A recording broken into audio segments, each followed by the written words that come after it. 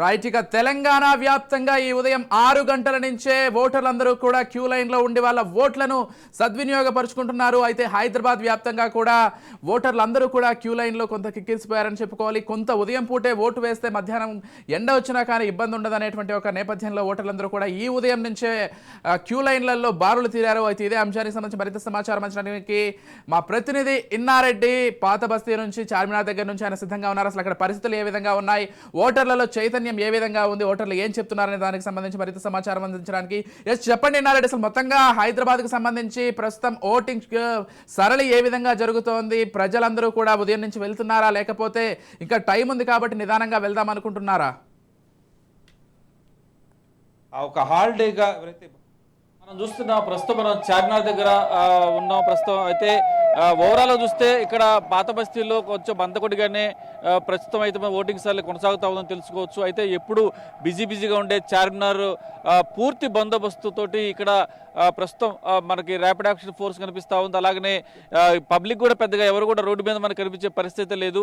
So ఓవరాల్గా చూస్తే ఎటుకుడి సాయంత్రం వరకు ఓటింగ్ ఉంది కాబట్టి తర్వాత పాత బస్తీలో కాస్త లేటుగానే స్టార్ట్ అవుతుంది. ఇక్కడ ఎలక్షన్ అనేది మనకు గతంలో చూసాం. అయితే ప్రస్తుతం అయితే మాత్రం ఇప్పుడు జరగబోయే ఎన్నికలని చాలా కీలకంగా ఉన్న నేపథ్యంలో మొత్తంగా హైదరాబాద్ పాత బస్తీలో ఎప్పుడు ఏమైనా జరగవచ్చు అన్న నేపథ్యమే కాకుండా ఇక్కడ ఇంటెలిజెన్స్ వర్గాల హెచ్చరికల నేపథ్యంలో పూర్తి స్థాయిలో భారీ బందోబస్తు ఏర్పాటు జరుగుతూ ఉంది.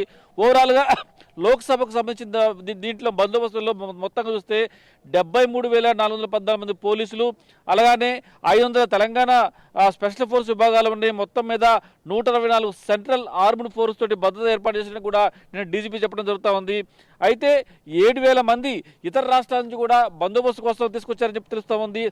అలాగనే ఇప్పటివరకు కూడా మనం చూస్తూ ఉన్నాం ఉదయం 6 గంటల నుంచే పోలింగ్ స్టార్ట్ అయింది కాబట్టి అక్కడక్కడ కొన్ని ఈవీఎంల మొరాయించినప్పుడు కూడా ప్రస్తుతం అయితే మాత్రం హైదరాబాదులో కాస్త మందకొడిగానే ప్రస్తుతం పోలింగ్ జరుగుతూ ఉంది. మరి కాసేపట్లో పోలింగ్ శాతం పెరిగే అవకాశం కనిపిస్తే పూర్తి బందోబస్తు నడుమ ఈ పోలింగ్ మాత్రం ప్రశాంతంగా నడుస్తున్న పరిస్థితి మనం ప్రస్తుతం చూస్తూ ఉన్నాం. ప్రస్తుతం మనం హైదరాబాద్ చార్మినార్ దగ్గర ఉన్న పరిస్థితి చూస్తూ ఉన్నాం. ఇక్కడ భారీ ఎత్తున బందోబస్తు ఏర్పాటు చేయడమే కాకుండా ఇక్కడ పోలింగ్ కూడా పెద్ద మందకొడిగా సాగుతూ ఉంది. తర్వాత మరి కాసేపట్లో పూర్తి స్థాయిలో వచ్చే అవకాశం ఉంది. ఓవరాల్ చూస్తే ఇప్పుడు పాత బస్తీ అనేది కీలకంగా ఉంది. ఈసారి ఖచ్చితంగా అంటే గత కొన్ని సంవత్సరాల నుంచి కూడా ఎంఐఎం హవా నడుస్తున్న నేపథ్యంలో ఈసారి పార్టీ మారే అవకాశం ఉంది. ఖచ్చితంగా బీజేపీ కూడా చాలా తీవ్రంగా ప్రయత్నం చేస్తున్న నేపథ్యంలో ఒక మహిళ దీనికి సారథ్యం వహిస్తున్న నేపథ్యంలో ఖచ్చితంగా ఇక్కడ మిరాకిల్ జరుగుతూ ఉందని చెప్పనే కాకుండా ఇక్కడ మనం ఒక విషయం గమనించాలి విజయ్.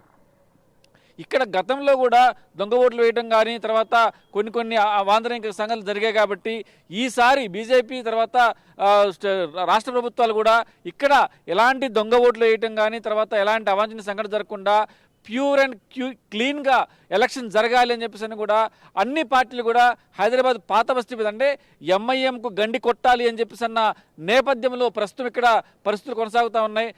దీనికి సంబంధించి ఇక్కడ అందరూ కూడా ఫోకస్ అంతా కూడా ఇక్కడ బీజేపీ ఎక్కువ ఫోకస్ పాత బస్తీ పెట్టింది కాబట్టి ఈసారి పాత బస్తీలో బీజేపీ విజయ అవకాశాలు ఉన్నాయని చెప్పిన వాళ్ళు భావిస్తున్న నేపథ్యంలో ఇక్కడ మరి కాసేపులో జరగబోయే అంటే ఆల్రెడీ 6 గంటలకే మొదలైంది.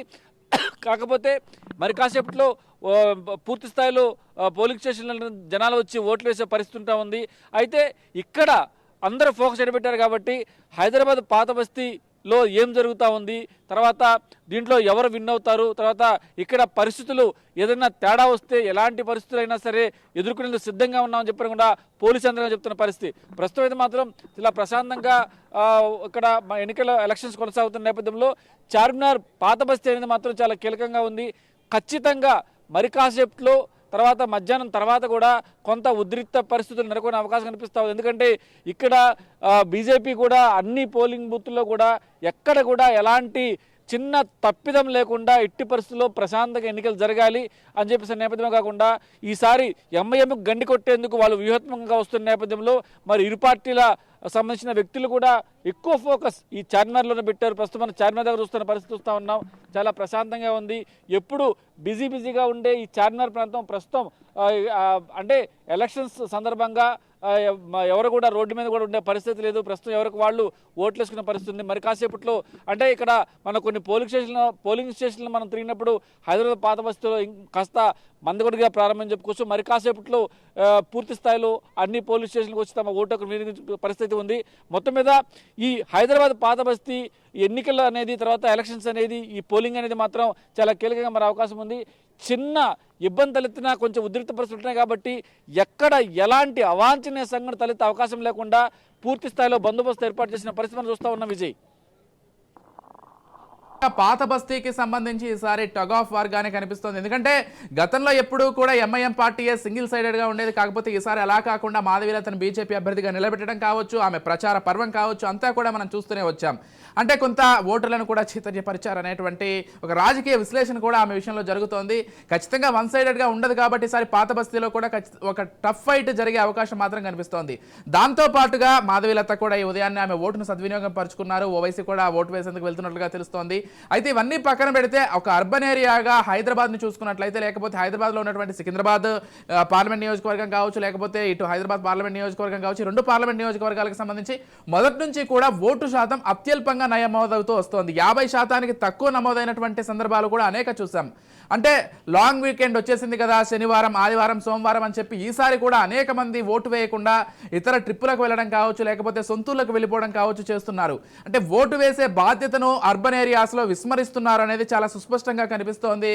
ఇన్నారెడ్డి, అయితే ఈసారైనా కానీ ఓటు శాతం ఏమైనా పెరిగే అవకాశం ఉందా, లేకపోతే మీరు చూస్తున్న దాన్ని బట్టి గతంలో మాదిరిగానే అదే శాతం నమోదయ్యే అవకాశం ఉందా ఇన్నారెడ్డి? విజయ్, మీరు చెప్పిన పాయింట్ చాలా కరెక్ట్. ఎందుకంటే ఒక పక్కన ఆంధ్రాలో ఓటింగ్ జరుగుతున్న నేపథ్యంలో చాలా మంది కూడా ఆంధ్రప్రదేశ్కు తరలి వెళ్ళారు అని చెప్పేసి మనకు స్పష్టంగా అర్థమవుతోంది. అంటే ఏదన్నా పండగల సందర్భంగా మనం చూస్తే ఇక్కడి నుంచి దాదాపుగా హైదరాబాద్ ఖాళీ అయిపోయిందని చెప్పి అన్నట్టుగా అందరూ వెళ్ళిపోయే పరిస్థితి. అయితే అక్కడ ఆంధ్రాలో పోటీ హోరాహోరీ ఉంది కాబట్టి ఒకవైపున వైఎస్ఆర్సీపీ కావచ్చు, ఒకవైపున కూటమి కావచ్చు, ఎవరికి వాళ్ళు తమకు సంబంధించిన వ్యక్తులు ఎవరైనా హైదరాబాద్లో ఉంటే వాళ్ళందరినీ కూడా ఇక్కడి నుంచి ప్రత్యేకమైన బస్సుల ద్వారా తర్వాత వాళ్ళకి ఫోన్లు చేసి పిలిపించుకొని చాలామంది కూడా ఇక్కడి నుంచి వెళ్ళారు. అంటే జనరల్గానే ఓటింగ్ శాతం తక్కువగా ఉంటే హైదరాబాద్లో చాలామంది హైదరాబాద్లో ఉన్న వ్యక్తులు చాలామంది కూడా ఆంధ్ర ఓటర్స్ ఎవరైతే ఉన్నారో వాళ్ళందరూ కూడా తమ స్వస్థలాలకు వెళ్ళిన నేపథ్యం చూస్తూ ఉంటే మరి ఈసారి ఖచ్చితంగా తక్కువ ఓట్లు పోలే అవకాశం ఉంది. మరి తక్కువ ఓట్ పోలింగ్ అనేది ఎవరికి బెనిఫిట్ అవుతా ఉందని దాని మీద కూడా ఈసారి ఎలాగైనా సరే బీజేపీ తన హవా సృష్టించుకునే ప్రయత్నం చేస్తూ ఉంది. ఒకవైపున దీంట్లో బీఆర్ఎస్ కూడా ఎలాగైనా సరే గతంలో తమ హవా ఎక్కడైతే ఉందో అలానే సిటీలో తమ స్టాండ్ అలాగే ఉంచుకునేందుకు కూడా ప్రయత్నం చేస్తున్న పరిస్థితి. సో మీరు చెప్పినట్టు ఓవరాల్ చూస్తే ఈసారి ఖచ్చితంగా ఓటింగ్ శాతం పక్కాగా తగ్గే అవకాశం ఉంది. ఎందుకంటే చాలామంది అంటే సాఫ్ట్వేర్ ప్రొఫెషనల్స్ కావచ్చు, బిజినెస్ మెన్లు కావచ్చు, తర్వాత వీళ్ళందరూ కూడా ఆంధ్రాకు సంబంధించిన వ్యక్తులు ఎవరైతే ఉన్నారో వాళ్ళందరూ సెటిలర్స్ ఎవరైతే ఉన్నారో వాళ్ళందరూ కూడా ఆంధ్రప్రదేశ్ పోయిన నేపథ్యం చూస్తూ ఉన్నాం. అలాగనే మీరు చెప్పినట్టుగా వీకెండ్ అనేది మాత్రం ఖచ్చితంగా 3 రోజుల సెలవు అనేది కూడా ఈ మన పోలింగ్ మీద ప్రభావం చూసే అవకాశం కనిపిస్తూ ఉంది. ఖచ్చితంగా హైదరాబాద్లో ఎలక్షన్ అనేది కీలకంగా మారిన నేపథ్యంలో ఓటింగ్ శాతం అనేది ఖచ్చితంగా తగ్గే అవకాశం ఉంది. మరి వీకెండ్ అంటూ అందరూ కూడా స్వస్థలకు పోవచ్చు, తర్వాత కొంతమంది అంటే ఓటు వేయటానికి ఎవరైతే ఇంట్రెస్ట్గా లేరు, అంటే మనం చెప్పాలంటే ఈ ఓటు వేసే వాళ్ళందరూ కూడా చదువు లేని వాళ్ళు పక్కాగా తమ ఓటు వినియోగించుకుంటారు, చదువుకున్న వాళ్ళు ఉద్యోగస్తులే తమ ఓటుకు వినియోగించే నిర్లక్ష్యం వహిస్తారు అనేది గత కొన్ని సంవత్సరాలుగా తేలుతుంది. మరి ఈసారి కూడా 3 రోజులు సెలవులు వచ్చాయి కాబట్టి ఒకవైపున ఆంధ్రాలో ఏమైతే వైఎస్ఆర్సీపీ తర్వాత కూటమికి సంబంధించిన హోరాహోరీగా ఏమైతే ఎలక్షన్ జరుగుతున్నాయో ఈ 2 కారణాలతోటి ఈసారి ఓటింగ్ శాతం తగ్గే అవకాశం కనిపిస్తూ ఉంది. మొత్తం మీద హైదరాబాద్కు సంబంధించిన వ్యవహారాలు మాత్రం మరి ఎవరి హవా ఎక్కువ కొనసాగే అవకాశం ఉంది. మరి కాంగ్రెస్ పార్టీనా లేకపోతే అలాగనే బీజేపీ ఎలాగైనా పుంజుకోవాలనే ప్రయత్నం, అలాగనే స్టాండ్ బై బీఆర్ఎస్ ఖచ్చితంగా తమ పాత పద్ధతిలోనే తమకు ఇక్కడ హైదరాబాద్లో తమకు పట్టుంది కాబట్టి తమ పట్టు నిలబెట్టుకునే ప్రయత్నమా. ఇక్కడ మనం చార్మినార్ విషయానికి వస్తే మాత్రం ఖచ్చితంగా ఈసారి మాధవీలత ట్రెండ్ సృష్టిస్తుంది, ఎంఐఎం ఓటర్ శాతాన్ని గండి కొడుతుంది, ఇక్కడ ప్రజలు కూడా మార్పు కోరుతున్నారు, వీళ్ళకి కొన్ని సంవత్సరాలుగా వీళ్ళకి ఎలాంటి అవకాశాలు ఉద్యోగ అవకాశాలు లేవు, తర్వాత అభివృద్ధి జరగలేదు, తనకైనా గెలిపిస్తే ఖచ్చితంగా ఇంటింట్లో అభివృద్ధి చూపిస్తాను, ఇక్కడ అందరినీ ఒక పై స్థాయి తీసుకెళ్లే ప్రయత్నం చేసుకొస్తాను, వీళ్ళు ఎంఐఎం పార్టీ అనగదొక్కుతానని చెప్పేసి అన్న అనేకమైన అంశాల ఆధారంగా కూడా మాధవీలత తన ప్రచారం చేసుకుంది. ఖచ్చితంగా మాధవీలత ప్రభావం ఎక్కువగా ఉంది. ఓటర్లు కూడా అంటే మార్పు కోరుతారు. కొన్ని సంవత్సరాలుగా మార్పు జరగకుండా అలా ఉంది కాబట్టి ఈసారి ఆ మార్పు కోరుతున్నారు కాబట్టి మార్పు జరిగే అవకాశం ఉందంటే కూడా బీజేపీ ఆశ వ్యక్తం చేస్తూ ఉంది. మరి ఏం జరుగుతుందో వేచి చూడాలి. ఖచ్చితంగా ఓటింగ్ శాతం తగ్గుతుంది. కానీ హైదరాబాద్లో మరి కాసేపట్లో పూర్తి జరగబోయే ఎన్నికలు అనేవి మాత్రం చాలా కీలకంగా ఉంటాయి. Vijay, right, thank you విన్నారెడ్డి.